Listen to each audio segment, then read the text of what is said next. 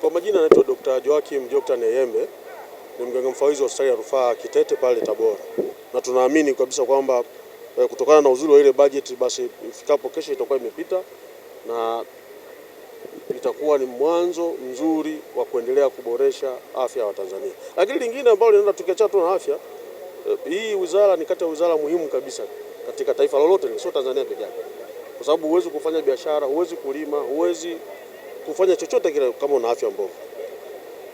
Apart from that, tunazungumzia pia uchumi.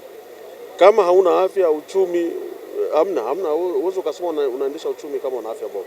Sambamba na ile la kujenga hospitali ya taifa ya Muhimbili, tunasema kwamba lengo kubwa ni kufanya kuwa tuna tiba utalii katika taifa letu, ambalo kimsingi ndio tunajaribu kulizungumzia kwamba tunaangalia katika channel moja ya afya, lakini kuna also channel ya kiuchumi ambayo iko moja kwa moja, lakini pia na indirectly. Directly ni kwamba akija foreigner ama mwananchi kutoka nje ya nchi anapata ile huduma pale ambayo anatuingizia fedha za kigeni.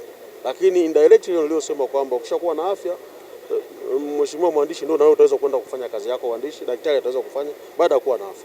Kwa hiyo sisi tuna matumaini makubwa sana. Lakini nizungumzie particular sababu mimi ni mganga mfawidhi wa hospitali ya rufaa Kitete.